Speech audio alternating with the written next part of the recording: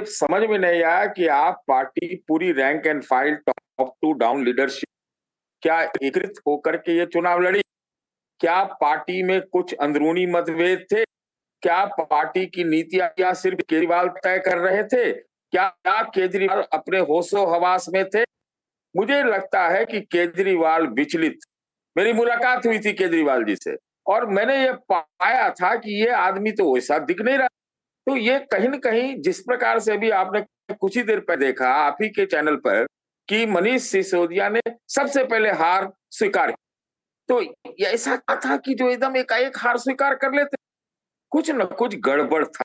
और जैसा कि आप पूछा तो मैं बिल्कुल ये मानता हूं कि आप पार्टी के भविष्य, एक सवाल इन लोगों के जेल भेजे जाने के बाद पैदा हुआ था। भाजपा इनकी पार्टी को तोड़ नहीं पाई थी। बार-बार आरोप लगते भी थे कि पार्टी खरीदने की कोशिश की जा रही है। अब लेकिन इस हार के बाद चाहे नीति हो, चाहे नेता हो, नेतृत्व हो, ये सारे पर सवाल उठेंगे। वो जो अभी खंडेलवाल साहब या कोई और कह रहा था कि कांग्रेस की कोई भूमिका इस तरह से नहीं। ये दिल्ली का चुनाव अगर ट्रायंगुलर नहीं था तो 2.25 या 2.5 जरूर था। कांग्रेस ने आधे मन से एक माहौल तो दिल्ली में बनाया ना।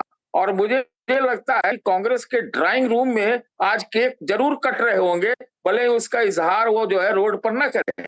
भाजपा ने जरूर जबरदस्त तरीके से लगता है कि चुनाव केक कटना चाहिए। मुझे लगता है कांग्रेस के ड्राइंग रूम में केक कटना चाहिए, क्योंकि जीतने के लिए और सरकार बनाने के लिए कांग्रेस तो लड़ नहीं रही थी। कांग्रेस को अपनी जमीन जितना पा सके हम उतना पाने के लिए लड़ रही थी मैं और लक्ष्मण जी थोड़ी मैं सी आपको मेहनत एक और बात करती बताता तो हूँ। थोड़ा सा। देखिए जी, हाँ, कांग्रेस पार्टी के संक्षिप्त में अंदर चूंकि आप बाकी अंदर में मेहमान जुड़े हुए हैं। बात, जी, कांग्रेस के अंदर आप एक बात सुनिएगा।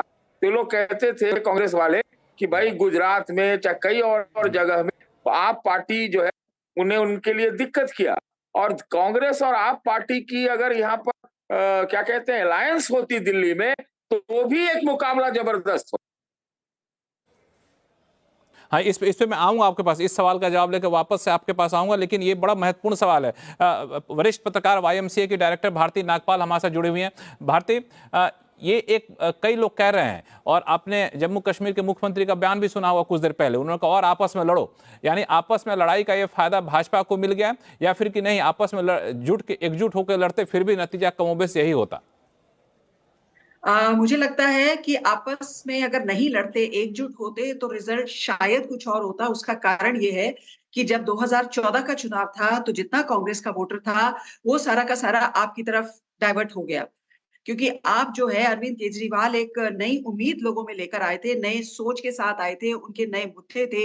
वो स्कूल और अस्पताल और बिल्कुल मिडिल क्लास के मुद्दों को लेकर के ज़मीन पर उतरे थे और चुनाव मैदान में आए थे। लोगों को लगा कि ये हमारे बीच का निकला हुआ एक व्यक्ति है, जो एक सच्चा इंसान लग रहा है, स्वच्छ राजनीति की बात कर रहा है, तो हम इसको वोट दें और इसको एक चांस दें। लोगों ने चांस दिया, उस पर वो कुछ हद तक खरे भी उतरे, स्कूल अच्छे किए, बेहतर बनाए, हॉस्पिटल्स बेहतर बनाए, काफ़ी चीज़ें अच्छी की। हाँ, लेकिन ये ज़रूर है कि अरविंद केजरीवाल अपनी जिस स्वच्छ राजनीति के लिए जाने जा रहे थे, वो धीरे-धीरे, धीरे-धीरे खत्म होती गई।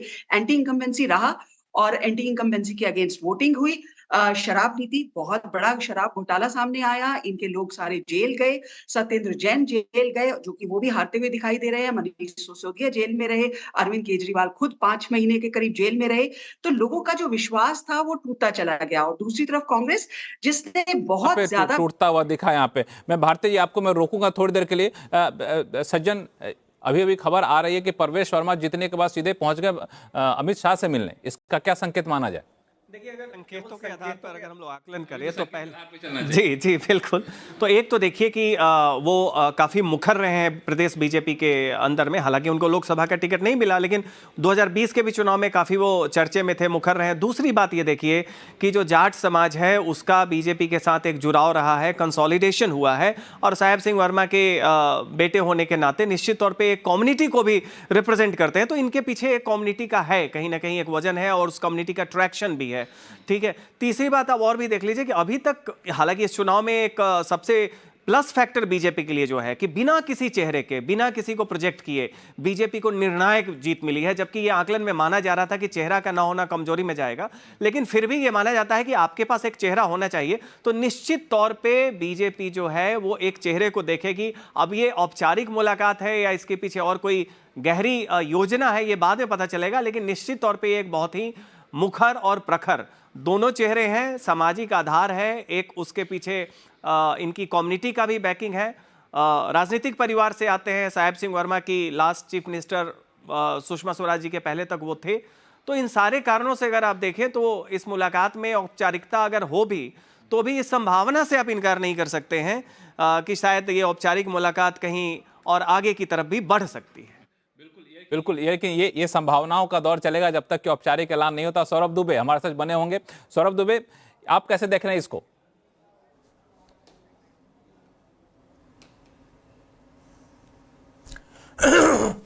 देखिए, जंतर मंतर से जो झाड़ू शुरू हुई थी उसको दिल्ली की जनता ने छू मंतर कर दिया है। और ये जो आपदा थी, आपदा को लगभग जो है भारतीय जनता पार्टी बम्पर वोटों से जीत करके आई और आपदा को जो है वो उसका सफाया हो गया। सबसे बड़ी बात देखिए, जिस प्रकार से अरविंद केजरीवाल जी का जो अहंकार था, जिस प्रकार से वो लगातार आरोप प्रत्यारोप की राजनीति कर रहे थे, भारतीय जनता पार्टी के ऊपर लगातार आरोप लगा रहे थे, तो दिल्ली की जनता ने समझा कि भैया इस तरह की जो कंफ्यूजिंग वाली राजनीति है, इससे बचने के लिए उन्होंने आम आदमी पार्टी का पूर्ण रूप से, जिस प्रकार से दिख रहा है, सफाया कर दिया और भारतीय जनता पार्टी को पूर्ण बहुमत दे करके बम्पर वोटों से जीत करके। मनोज यादव भारतीय जनता पार्टी का हमारे साथ जुड़ चुके हैं। मनोज यादव, प्रवेश वर्मा जीतने के बाद सीधे चले गए अमित शाह जी से मिलने, तमाम तरह की अटकलें लगाई जा रही हैं और अरविंद केजरीवाल को हराया है, किसी छोटे मोटे कैंडिडेट को नहीं।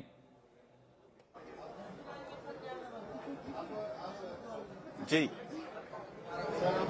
जी जी नहीं, निश्चित रूप से जो अलीबाबा 40 चोर की जो गैंग थी वो निश्चित रूप से हारी है और ये साबित हो गया है कि भ्रष्टाचार की राजनीति करने वाले, चोरी करने वाले, जनता को ठगने वाले, कालने भी बन के जनता को ठगने वालों की हार हुई है। और ये सबको साफ साफ दिखाता है कि जनता ने प्रचंड बहुमत के साथ भारतीय जनता पार्टी को जनादेश दिया। हम उसका सम्मान करते हैं। जहां तक मिलने का सवाल है तो मैं ये नहीं कह सकता क्योंकि मेरे पास कोई ऐसी सूचना नहीं है, लेकिन जहां तक मुख्यमंत्री के प्रश्न का चेहरे का सवाल है तो भारतीय जनता पार्टी का कोई सच्चा सिपाही जो भी एमएलए है, जो चुनाव लड़के जीते हैं, वही बनेगा निश्चित रूप से। और मुझे ऐसा लगता है कि पार्लियामेंट्री बोर्ड इसके बारे में अंतिम निर्णय लेगी।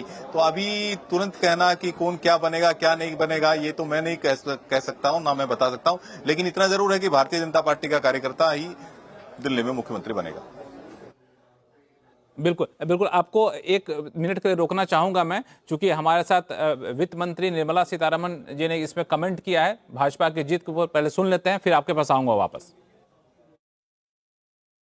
Indeed happy to know that because under Prime Minister Modi's leadership we are very keen that Delhi gets a government which serves its people, and that's something which is the need of the hour for attaining Viksit Bharat 2047. India's capital region, national capital region, should have a government which serves the cause of its people, and I strongly believe that the roadmap that the Prime Minister has set for the country should certainly take Delhi on the top priority and serve its people from every point of view for all the human development indicator related issues and also the fundamental infrastructure, schools, hospitals, people's health care, and the capital worth India's Viksit Bharat aspirations.